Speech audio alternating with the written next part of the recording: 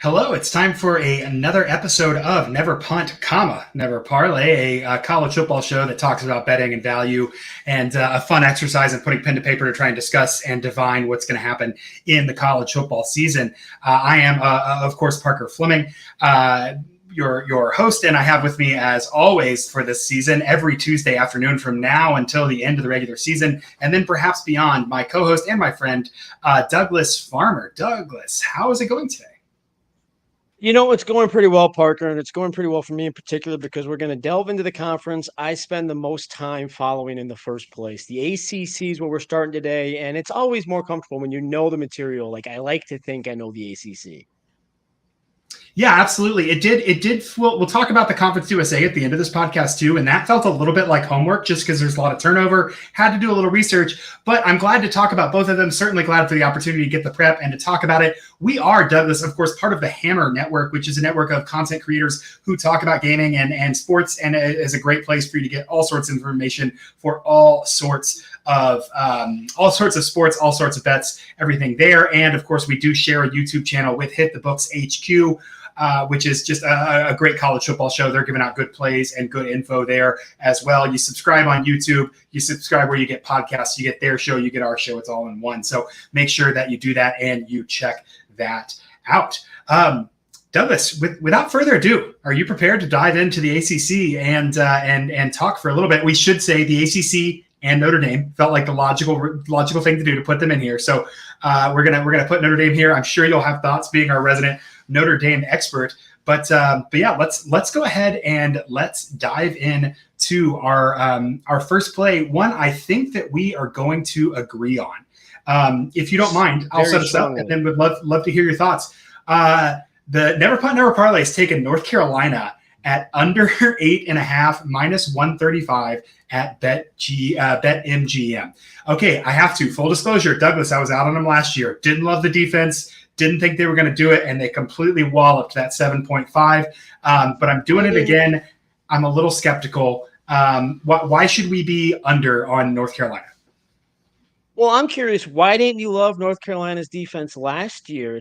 It's not like they were last in the ACC in nearly every meaningful defensive category. It's not like they were second to last in the ACC in rushing yards allowed per carry, or last in sacks, or last in pass efficiency. You know what's really bad? When I can recite all of those without having to look them up, it's really even worse when I know that they were 120-something in the country in sacks, 120-something in the country in tackles for loss. Parker, why were you low on North Carolina's defense last year? I can't imagine. I can't figure it out quite yet. And of course, people who follow both of us on Twitter know exactly what we're dancing around here. The fact that, yes, they do have Gene Chizik as their defensive coordinator. Not former Auburn head coach Gene Chizik. That's national champion Gene Chizik to you. Anything else since then, Gene Chizik. Douglas, sometimes all you can do in life is play the hand you're dealt, and Gene Chizik has certainly done that, perhaps better than anyone at Auburn there. But yeah, the defense makes me a little nervous. They really last year were 124th in EPA per play in terms of success rate, 119th in passing success rate, 111th in rushing success rate, and it's just not going to get better.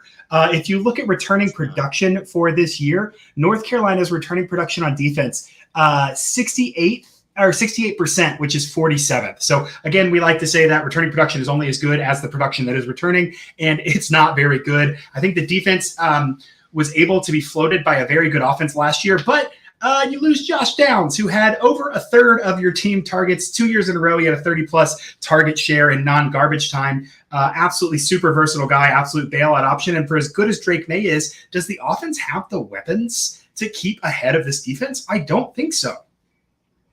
I don't think so either, and it breaks my heart because Drake May can be so fun. And now I have an added wrinkle to this handicap that I did not warn you about that makes me feel even stronger about it. But I want to be clear. I don't want this wrinkle to happen. I want what I'm about to say to be completely falsified as the season goes along. I am cheering against this one thought.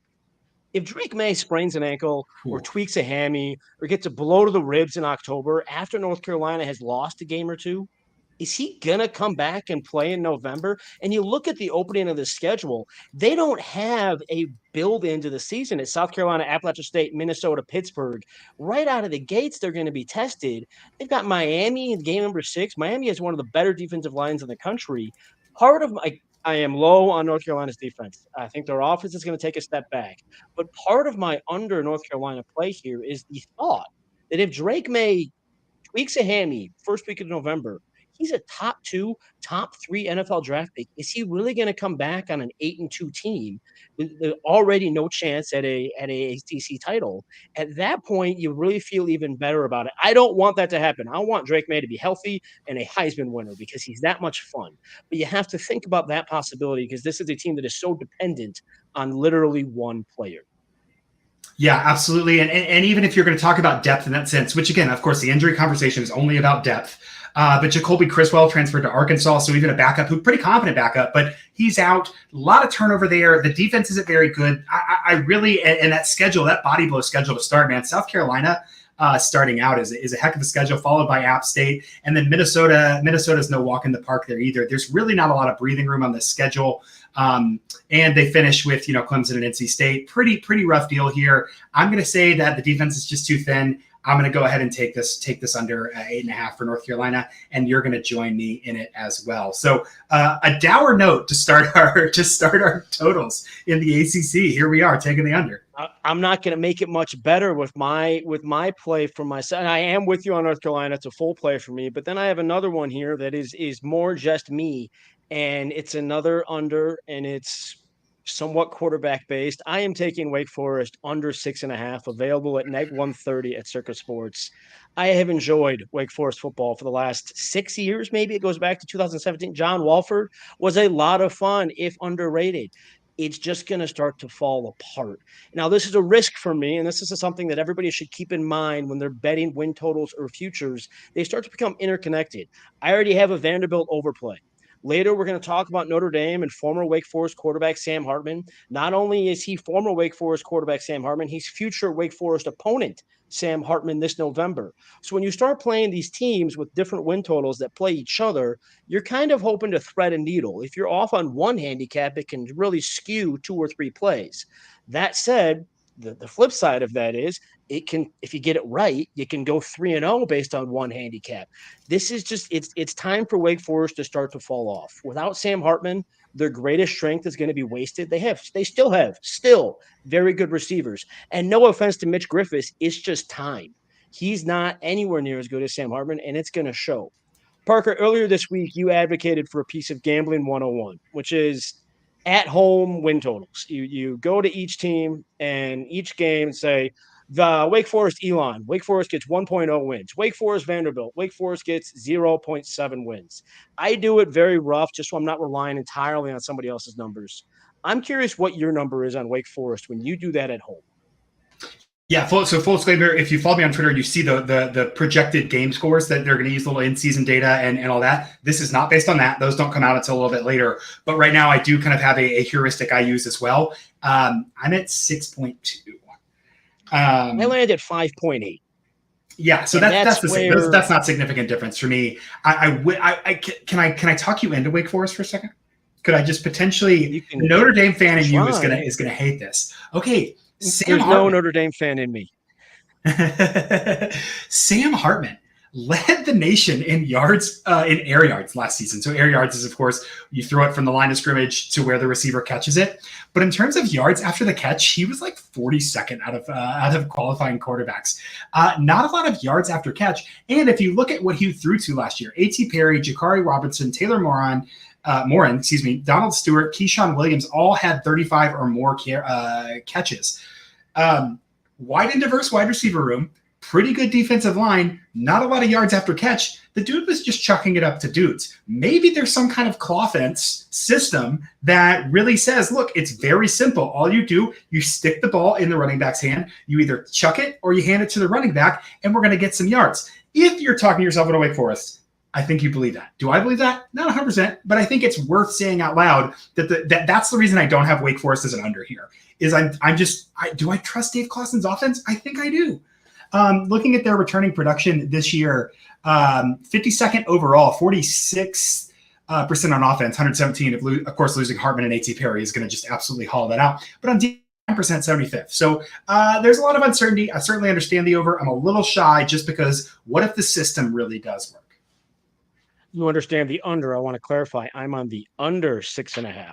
Yes, I was saying if you're I was taking the devil's devil's advocate. I was going to say the devil's antagonist, but then that'd mean I was agreeing with you. I have a counterpoint to your quarterback claw fence scheme thought.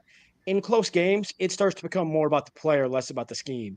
Wake Forest was 1-3 in one possession games last year, despite having the ACC's best quarterback in one score situations, best quarterback by far in one score situations. So if you're already at 1-3 in those moments with Sam Hartman, you can't convince me it's going to get any better in those tight moments with Mitch Griffiths. And they're going to need to win some tight moments against Pittsburgh or North Carolina State or Syracuse. The wins just aren't there for I am not convinced they're going to beat Old Dominion. It's on the road, and Old Dominion has sprung some upsets on ACC teams in recent years. It's not there for me. Under 6.5 on Wake Forest. I totally see it.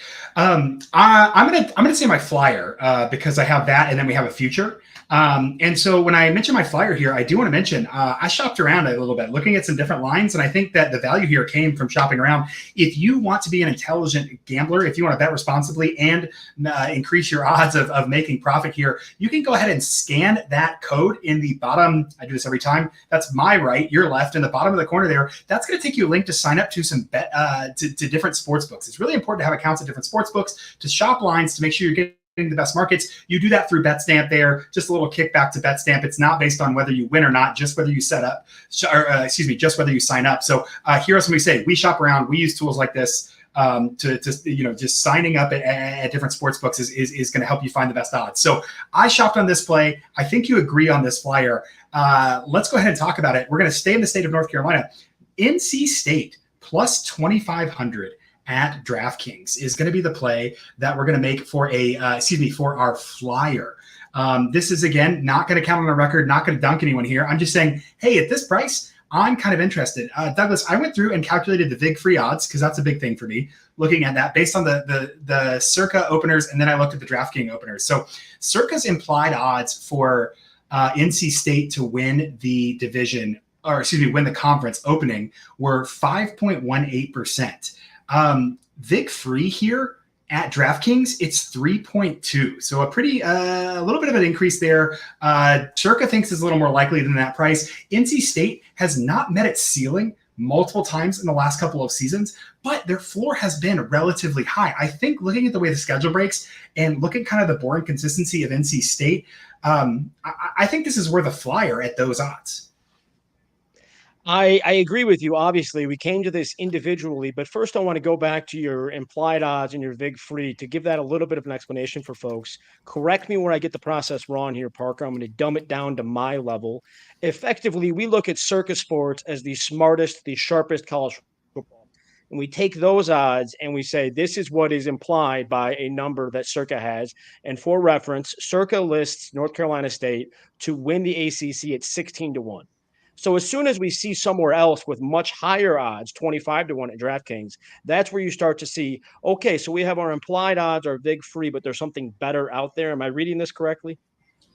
Yeah. So we're just taking the hold out because the sports books have to operate. They're going to charge a hold. Some charge too big of a hold. That's kind of gross. But some of them, like Circa, try to keep it to a minimum and say, hey, we're just kind of respectfully making sure that we're going to stay ahead because that's how we operate as a sports book. But accounting for that hold tells you, hey, not what you're betting on. The number you're betting on is not the actual probability that they're looking at. So you can compare that to a real probability by taking out the vig on that. If you got questions about that, obviously hit me up on Twitter. We can talk about it. It's a pretty straightforward process. But I mean, Brennan Armstrong, right? Like NC State last year had second most broken plays. I know I brought that up for Northwestern last week. I want to be consistent. Disastrous offense, but QB revolving door last year. Brennan Armstrong, we've seen, has no fear, zero fear. And when he's not getting pounded by a really, really bad offensive line, the guy can throw the ball. I think this puts a top ceiling or opens up the ceiling on North Carolina State's offense. If this clicks, man, I think this is better than a 3.2% chance that they win this conference. And you didn't even mention that he's reuniting with the offensive coordinator from Virginia, where he had that very successful 2021. Robert Anae had a dud of a year at Syracuse, just like Brennan Armstrong had a dud of a year without Anae at Virginia. They're reuniting at North Carolina State. And you mentioned Armstrong plays well when he's upright. North Carolina State has rather quietly developed a reputation for good trench play, both offensive line and defensive line. You go back and look at the past NFL drafts, the last 4, 5, 6 years, they're putting first-round draft picks into the draft from their lines, which always raises your floor on a team. So if we're saying Brennan Armstrong, Robert and I raised the ceiling, and this team already has a high floor, Dave Dorn has just become perpetual competence. When they don't have any expectations this year, I start to think the Wolfpack might be dangerous. Yeah, absolutely. And again, just a flyer. Don't know. I think in our sheet tracking, I put 10 instead of 100 as a unit here, so a tenth of a unit. Just a flyer, but yeah, not anything. You do have a more ambitious future / flyer for the ACC, correct? Yes, I do, and it just makes a lot of sense to me. What if I told you last year there was a talented team that didn't really know what they wanted to do with their talented quarterback, didn't really have an identity, and really just lost a lot of games that they shouldn't have lost? What if I told you that team now has a quarterback, now has an identity, and does not play either of the top two teams in the conference in the regular season? That's right. We're talking about the Cardinals. We're talking about Louisville, plus 1,300 from Bet Rivers. Those odds substantially better than Louisville's getting elsewhere. Plus 1,200 at Circa there. So 1,300. I calculated the implied odds with the vig there. 6.29%. They're not playing Clemson. They're not playing Florida State. I think the way this sets up for them to have such an easy schedule in conference. And then you can hedge on the money line against them in the conference championship should they make it and have to play one of Florida State or Clemson. This seems like a plus EV bet. Douglas, talk to me about it. I understand the bet. You know I'm always on board when the scheduling matrix skews in favor of a team. I just think the Louisville praise this offseason has got a little ahead of itself. A lot of it comes down to quarterback Jack Plummer. Everybody is saying, oh, he's reuniting with Jeff Brown. This will be really successful. Yeah, they had some success at Purdue, but it wasn't out of hand. I pulled up his stats just now while you were talking. In his 3 years at Purdue, he had a interception ratio of 26-10. That's not great. Last year it was 21-9 at Cal. That's like, you're telling me that a former Cal quarterback is going to catapult a team into ACC title contention? That's where I'm a little skeptical. I understand the value. I understand the scheduling thought, but I'm not getting on board with the Louisville praise because I think too much of it is on this Plummer-Braum reunion.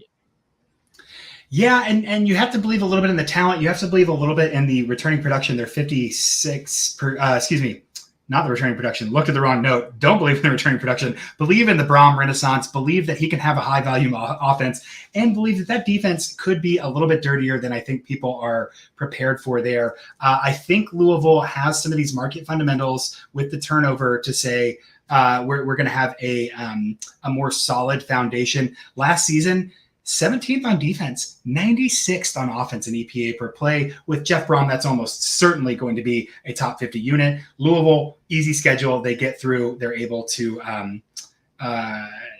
then you get the hedge in the championship game. I like this bet. I talked myself into it all morning. I had to, but I turned out really, really liking it. So I think it's a good one. Woke up talking yourself into it all morning. You had a point here that I think is important because everyone and their grandmother seems to be talking about Clemson and Florida State. Why do we not have plays on Clemson and Florida State, Douglas? Well, if I was going to say if I were to have a play on one, it would be Florida State and not Clemson. And this comes from a guy who backed Clemson for the national championship last year. I expected them to flip it to Cade Klubnik earlier in the season last year. They never did until it was far too late. Cade Klubnik is a dynamic talent, and Will Shipley is an excellent running back. I see talent on the field for Clemson. Dabo Swinney is now claiming this is the fastest team he's ever had, like literally like pure speed on the field, fastest team he's ever had. But I look at Florida State. Pro Football Focus put out their top 10 offensive lines and defensive lines in the country. Only 3 lines from the ACC made those lists. Miami's defensive line, Florida State's offensive line, Florida State's defensive line. I hear that and I start to think maybe that Florida State team is ready, but the odds have just gotten so short. I'm not there. I should have had some more ready. Florida State, the best you're going to get. Again, this is why you shop, so you can get the best you can get. So when I say FanDuel right now, you scan that QR code, it'll bring you to a page where you can then click a link to sign up for FanDuel and makes life easy for you to find it. Florida State is plus 185 there, and that's the best odds you can get on Florida State. To me, in a conference that is always a little chaotic, I know no more divisions, no more coastal chaos. There's still going to be something. That's where I'm on North Carolina State. You're on Louisville. I can't get myself there with Florida State at this number. If it was 230 or 250, then maybe I'm there, but the odds are just too short. Can I clarify something for us? Because I want to make sure we're being above the board. I took a flyer on NC State at plus 2,500. Is that a play for you or a flyer for you as well? It's a flyer for me, but I'd rather dabble in that than engage at all in a futures play. Again, if Florida State was a little more lucrative, I'd probably get myself to the window, but I can't do it at less than 2-1. If it's February, we're probably talking about Florida State more, but the entire offseason has run its course. I will say testament to Mike Norvell and digging them out of an offensive line hole, which is not easy. That is hard. And he did it on both sides of the line. Very impressive. Douglas, I think we've got all of our ACC bets there. In the interest of keeping things snappy, we got to talk about Notre Dame. We got to talk about it, not just because of the green uniforms, not just because of the Jerry Maguire. We got to talk about Notre Dame. Line is currently 8.5. I'm seeing. Where do you stand on a Notre Dame team total this season? I spent most of my morning trying to decide on this, and I have landed on over 8.5, available at neg 110 from our friends at Circus Sports. And it comes down to the simple fact that I like that number. If I could only get 9s, I don't think I'd deal with it. But at 8.5, Notre Dame has to lose 4 games. Yes, they've got 3 of Ohio State, USC, and Clemson. But you know what? They went 1-2 in those last year, and this team is going to be better than last year's team. Most notably to me is not Sam Hartman. It's the guy on the screen right now, the guy in blue. But Sam Hartman's also on the screen. Benjamin Morrison is a preseason All-American. He's cornerback. He's on the other side of the field is Cam Hart, who is ready for the NFL when he's healthy. He had a shoulder injury in November that cost him the NFL draft this past year. Defensive backs have been a weakness at Notre Dame for years. Ohio State and USC blatantly exploited them last year. But now you got a preseason All-American. You've got a guy who should be on an NFL roster right now. I'm not saying he'd be a starter, but he'd be on an NFL roster right now. They've got the cockiest sophomore in the country behind them in Jaden Mickey. I start to see a defensive backbone that hasn't been there in years. So if you go 1-2 in those big 3 games, then I'll trust Sam Hartman and this offensive line to not lose 2 other games, to not lose 2 of NC State, Duke, Louisville, and Pittsburgh. Go 3-1 in those, you've got the over. Man, I think the Notre Dame folks are going to kill me for this, but what Parker's about to say is not wrong. Here's the problem. All right. Last year, 43rd on defense in EPA per play. They were 9th against the pass in defensive success rate, but 79th against the rush in defensive success rate. So got some showing up to do there. And Marcus Freeman on the defensive side of the ball, it's year 2. He's dealing with a lot of off-field stuff. Not that there's any scandal or anything, just saying, like, as a young coach, it's hard to manage a program. He's dealing with some of that. He can get his side of the ball in order. They bring in Sam Hartman, and I like it. They weren't explosive last year on offense at all. 61st in EPA per play, specifically in the run game, 89th. They just could not get anything going. I have a couple qualifiers that I think are where I'm skeptical of Notre Dame and where I would actually take a flyer on an under. I would take a flyer on an under. 1% of drives starting in opponent territory in 2022. Number one, Notre Dame, 18.8% of their drives, not just their scoring drives, all of their drives, almost a fifth of them started in opponent territory. That is an absurd starting field position advantage that is surely to regress. 2, last season, Michael Mayer had 101 targets. Lorenzo Styles had 46. Number one, tight end heavy, cannot run the ball. They're having to substitute rushes in short yardage situations to a tight end because they cannot run the ball effectively. Here's the thing about Sam Hartman. I mentioned the yards after catch. I mentioned the lack thereof. A.T. Perry's not walking through that door. It matters who he's going to throw it up to. A.T. Perry takes a 50-50 ball and makes it 75-20. Does Notre Dame have that guy? Maybe, but we haven't seen it. That's going to be a new revelation to anyone in the world if Notre Dame has an A.T. Perry kind of guy that can go up and get the ball. And their safety net option of Michael Mayer is gone. The run game's uncertain. You lost your safety net. You have a quarterback who can chuck it, but can anyone catch it? I'm very worried about this Notre Dame offense. We could spend far too long on Notre Dame. For those who don't know, my day job is keeping track of this team. The two qualifiers, I will say to everything you just rattled off, the drive starting on opponent side of the field was skewed by 7 blocked punts in 7 straight games. And now, yes, that's going to regress, but it wasn't like it was an exact design of the game. But it does say like their offensive numbers might actually, they were 61st and they might have been inflated because they did start field position. They were number 2 in the nation. I just moved my tabs and I lost it. I shouldn't keep multiple tabs open during this show. They were at starting field position on offense. They were 3rd. Average a starting field position of 34.4 yard line.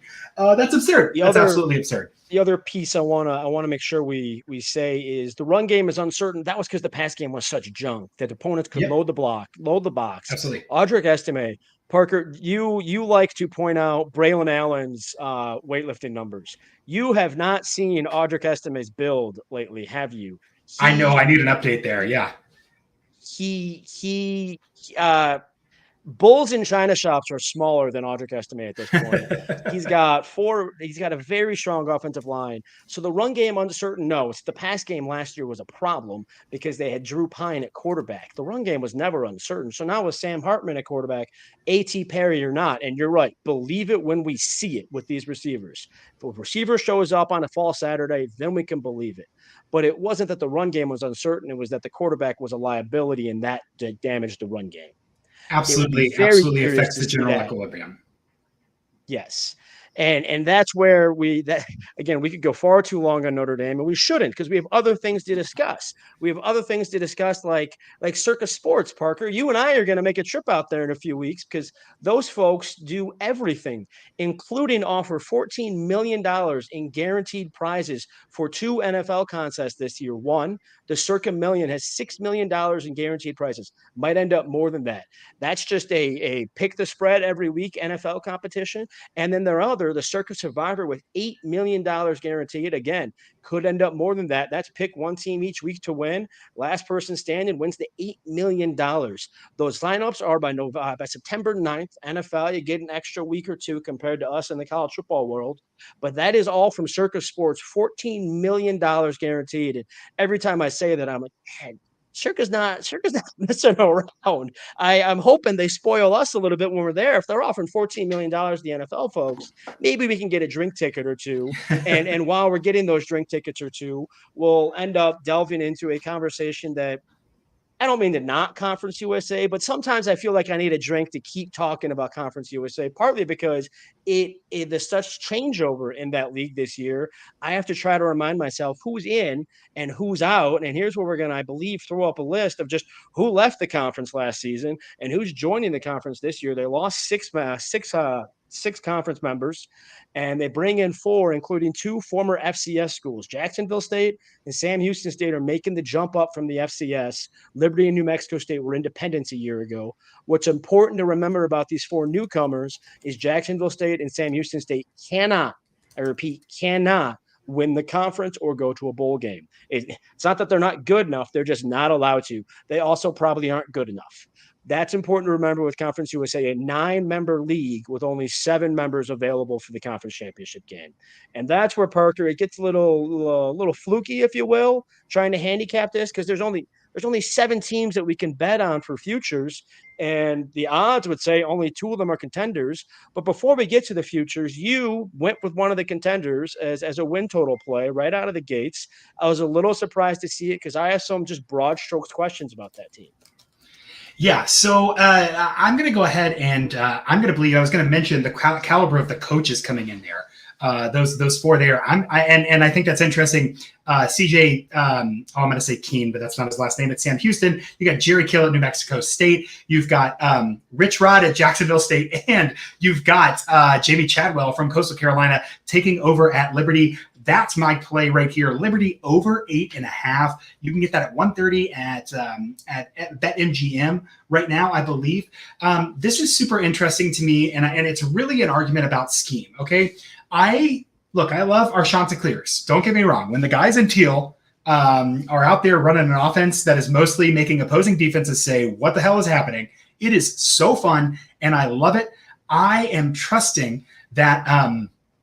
I am trusting, in fact, that it is going to be a little bit more about the scheme than it is the players. I think Grayson McCall is still at Coastal Carolina and has not transferred up for a variety of reasons. Some of those might be correlated with the fact that he's not really up on NFL draft boards. I think that's not to knock him. That's not to say he's not doing a good job with what he's given. It's to say that he has been given the proverbial silver spoon in terms of offense. One metric that I really like to track that with is percent success rate differential in terms of plays with and without motion. Coastal Carolina, among the top teams in the nation at using motion, among the top teams in the nation at success rate on plays with motion. That, to me, speaks to a coaching advantage. That's where I'm really liking Liberty here. Caden Salter, we saw last year when, Liberty wasn't entirely mailing things in after their coach had taken the Auburn job or knew he was going to take the Auburn job, that he could sling the ball. He played very well in backup role. Jonathan Bennett, the redshirt junior, I think is somebody that has excited a lot of folks in that sphere as well.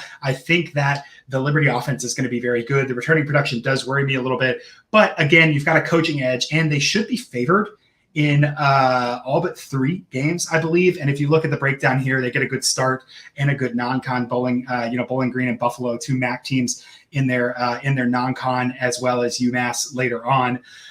And so I think that while I'm not sure that I'm sold on them as a title contender for this, as a bet for the title here, I think this 8.5, looking at, again, that pen and paper, where they're going to be favored, knowing the coaching edge they have, knowing that they have 2 guys who can really throw the ball, they're going to throw them to wide open wide receivers. I think Liberty, and the way the schedule breaks, over 8.5 is an interesting play for me here. My worry is a lot of what you're saying, I think, take an extra year. Jamie Chadwell's offense is different than – this is why we like it so much and why it's fun to watch, but it's different than almost every other offense in college football. Grayson McCall excelled in it because he had time to really fine-tune it, really understand every intricacy. Without that time, I worry Jamie Chadwell's offense is going to be misfiring for some of the season. And with a win total as high as 8.5, they can't misfire much. That's the reason I stayed away from this. And that's part of the reason you won't hear me buy Liberty to win Conference USA, because I'm just worried we might be a year away. It's that simple. Yeah, totally fair. And I think the counter there is just your first 4 games are Bowling Green, New Mexico State, Buffalo, FIU. Those are 4 teams that I'm not super high on. I think you get a good on-ramp, and then you get a buy, and you can reset and say, let's figure out what else we can install. Trusting the coaching edge there. Understand staying away, though. I think I absolutely understand both sides of it, and just lean towards, I think that the coaching advantage is really what's big there. Notice I didn't read any Liberty stats from last year because, again, there are some very big discrepancies about when they were and weren't caring. You had to flip the care switch a little bit for Liberty last year when handicapping them. Okay, enough about Liberty. You've got a team total here, one I like a whole lot, one I considered, one I think you're going to end up talking me into before we get here. Talk to me about Middle Tennessee State. Well, I didn't know you considered it. We just talked about a coach in his first year. Rick Stockstill's been at Middle Tennessee State for longer than I can remember. I'm grabbing the under 6.5 at plus money, plus 116 at FanDuel. This is a team that everybody remembers. They beat Miami, and I intentionally didn't look up the stats because it's more fun to embellish and then look them up later and realize I was about right. I think they had 5 touchdowns of 60 yards or longer to beat Miami. Like 300 of their 450 yards came on the touchdown plays. It was just absurd. And now that quarterback and those receivers are gone. Middle Tennessee Yep. State's offense is going to take a step back. They they have to go to Liberty. They have to go to Western Kentucky, the two stronger teams in Conference USA. And oh, yeah, how does Middle Tennessee State start the year? At Alabama, at Missouri. Can they even escape those games intact? Or are they going to get beaten up and discouraged too much to really capitalize on the next 2 weeks being Murray State and Colorado State? Yep. Colorado State's not an easy out of conference game. Should win. Middle Tennessee State should win, but it's not an easy one. They've got we're 2 short disagree weeks. so heartily about that. Oh, I can't let you slander my Rams on like that. We'll talk to them about the Mountain West, but I will agree it's not an easy out. It is a hard game, whether they should or not lose it, and they're going to have the beatdown effect times 2 because Missouri is going to be wagging a little bit this season as well. Middle Tennessee State has 2 short weeks this year as Conference USA gives the people what they want, and that's weeknight football. Those short weeks to me always just scream weird things are going to happen, and I'm going to just give a little bit of an edge, a little bit added edge to the underdog. And against, let's see here, who is it? Jacksonville State and Louisiana Tech. Middle Tennessee State would be the favorite. So I'm just going to knock their win probability by 5% in each of those, which starts to knock me toward that under 6.5. And then just to put a real button on it, they end the season at Sam Houston State. Remember what I said earlier. Sam Houston State can't play in the conference championship game. Sam Houston State can't go to a bowl game. The Bearcats and head coach Casey Keeler from earlier. That was they're it. Going to come I was close. and just they're gonna go all out in that last game.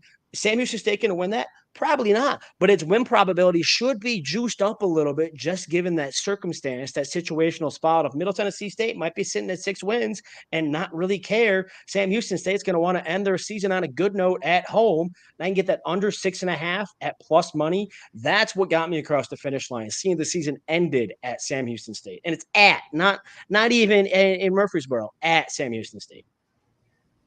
Yeah, I think that's a really smart play there. And yeah, it doesn't look like Middle Tennessee, despite beating Miami last year and having such a high note there, is really poised to make a step forward. That defense certainly not the thing of it was 55th in raw EPA per play. Your opponent adjust that. That's coming down in the 70s, 98th in EPA per rush.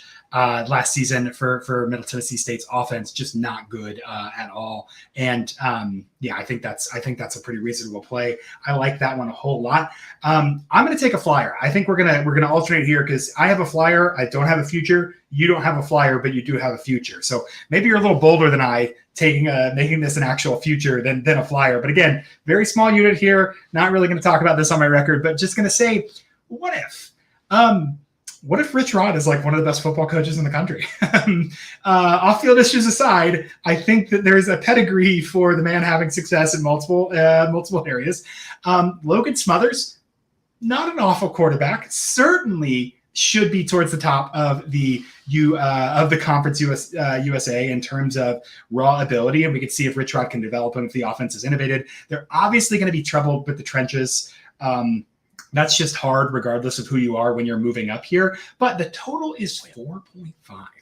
4.5 wins for Jacksonville State. We're talking about Rich Rod here in a situation where I really think that they could come in and just be fine and have a lot of like rah, we actually care about games that don't matter to the other teams. And not quite like James Madison, who had a huge bulk of returning talent last year and a really, really good quarterback, but in a similar fashion could outkick what people are thinking about them because of the coach they have and the advantage there. So again, just a small flyer. I don't think they'll hit that like 6 win or anything. Obviously they can't go to a bowl this year anyway. But over 4.5 wins plus 115 at BetMGM, just a little flyer, just something to sprinkle for Jacksonville State entirely on Rich Rod has a quarterback who's been around the block a couple times. That's a recipe for success. Every so often you say something about a coach that just catches me off guard. Nick Saban is underrated. Rich Rodriguez might be one of the greatest coaches in the country. Things that I just wasn't expecting to hear on Never Punt, Never Parlay, but that's what we keep you around for. Both of those are true. Both of those are objectively true. As you said, I do have a future, but it's at good enough odds that in our tracking sheet, I put it in for half a unit. Flyers are Ooh, usually spicy. just a tenth of a unit to keep an eye on them. I'm betting this at half a unit. UTEP to win Conference USA, I've got it at 11-1 over at DraftKings. And I know I'm betting on University of Texas El Paso to win its conference, but stick with me here. Odds wise, only Western Kentucky and Liberty are being given a chance. Everybody else is 9-1, 10-1, or worse. But UTEP is returning 4 offensive line starters, a veteran quarterback, and a good running back. Right there, you've got a high floor. When you look at how the scheduling breaks down, there are 4 teams they'd want to play on the road because they're just bad teams. They play 3 of them on the road. There are 4 teams they'd want to play at home because those are good teams. Well, Conference USA good. They get 3 of them at home. So right there, the scheduling matrix leaned into it for UTEP. Anybody else in this area you're going to consider? Middle Tennessee State, we're already both low on. Louisiana Tech, the scheduling matrix did the opposite on it. And as much as you might like former Boise State quarterback Hank Bachmeier, when the scheduling matrix is that against you, I'm going to step away. But UTEP, it all broke in its favor. It's got a veteran quarterback, good running back, offensive line. That to me is already enough to say there's value in this 11-1. And at 11-1, I'm barely betting them to win the conference. I'm betting them to make the conference championship game against Liberty or Western Kentucky. And I'm going to sit there and count some cash either way. It's really betting one of those two will slip up, and I've picked out the right team as number 3. Yeah, and I understand that logic. I think I would be more inclined towards Louisiana Tech. I like Bachmeier, and I feel like their floor is a little bit higher, but the scheduling argument is super compelling. Can I be very negative about UTEP for a minute here? I'll be positive first, and then I'll be negative. And the reason that I don't agree with this play, and I think it's healthy to disagree, not dunking on you here, even though you made fun of my very correct Rich Rod opinion. Gavin Hardison, gunslinger. Absolute gunslinger. The dude will step up and chuck the ball. 8.19 air yards per completion. That's 6th in the nation. That's up there with some guys like Davis Brin from Tulsa, Sam Hartman from Wake, Skylar Thompson at Nebraska when they were just absolutely chucking it, Austin Ani at North Texas when they were absolutely chucking it. But most yards lost to drops last season, he was 3rd, 447.1 yards, almost 500 yards lost to drops from UTEP last year. So they have an experienced quarterback, they have an experienced running back, and they have experienced offensive line. The receiving unit cannot help Hardison out. They're going to have to take a big step forward there. Additionally, smallest difference in rushing success rate with and without a blown block. So saying how much, when things went well in your run game, how much better were you than when things went poorly? UTEP was the smallest in the nation, plus 15.2 percentage points. If you're having trouble contextualizing that stat, let me just read you some of the other names that were up there. Cal, Northwestern, Miami of Ohio, Boston College, Bowling Green, Old Dominion. It's not a good list to be on. Really seems like they have some schematic issues. They're really not able to capitalize even when plays are blocked well. The drops, that makes me nervous. Additionally, last year, it's not like they were good at one thing and had a gaping hole. They were 103rd in EPA per play, 93rd on offense, 92nd on defense. And the offense wasn't for lack of trying to be explosive. They kept going deep, but 83rd in passing success rate, 103rd in EPA per play passing. Love Gavin Hardison. Love watching that dude step up and chuck it downfield. Not sure that they have any sustainable path to success.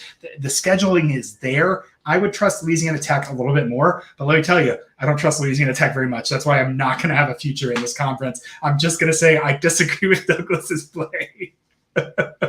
And I hear all of that, but the other thing I just heard was the receivers can't play worse.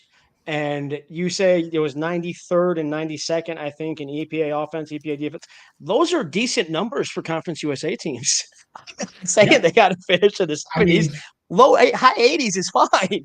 It's and the other, you keep saying Louisiana Tech. Louisiana Tech has to go to UTEP. Louisiana Tech has to go to El Paso. That's one of those teams where the scheduling matrix did one team a favor, the other not. And if I'm going to look for the value in this conference, which is what I'm always going to try to do, I think it really is with UTEP. 11-1 via DraftKings. I'm happy to put a half unit on there and see how it plays out. And Parker, I think that's all of our. Can I do this live before the recap? Let's call that the first of many bet beers. We should write this down. Beer bets. I'm going to bet you a beer that Louisiana Tech finishes higher in the standings than UTEP. Do you agree to these terms? Even money, one beer for one beer. You have to say yes for the live. Okay. All right. UTEP. I was trying to think how I wanted to juice it but it's just bets in the standings, and I'm assuming if they're tied, head-to-head winner takes it. Well, if it happens, then we both have to buy each other. Well, yeah, the head-to-head winner. I agree to that. I think that's fair. I think that's great. We'll see the tiebreaker scenario for the Conference USA. That'll give us a little juice to be interested in. Certainly, looking at this 44-10. Wow, we hit that right on the nail. That's perfect. Let's recap our plays really briefly, and we'll be out of here for this week. I had UNC under 8.5 minus 135 at BetMGM. Louisville at plus 100, or excuse me, plus 1,300 at BetRivers to win the ACC. I took a flyer on NC State plus 2,500 to win the ACC there as well. In the Conference USA, I took Liberty over 8.5 minus 130 at BetMGM, giving some BetMGM some love. They've got some good odds here. Jacksonville State over 4.5 plus 115 was a flyer for me at BetMGM as well. Douglas, what were your plays this week?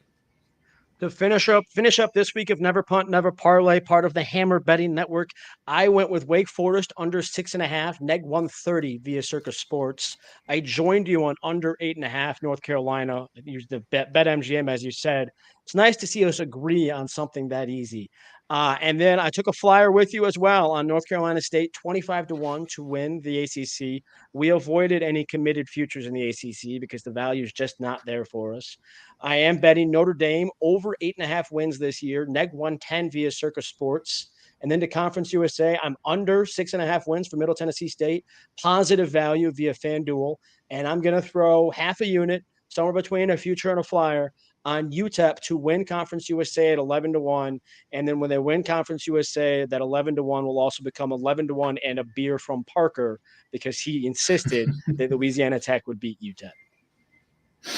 That's going to work out. That's going to work out great. All right. That is our ACC and Conference USA overview. I believe next week we are doing the Big 12 and the American. Is that correct?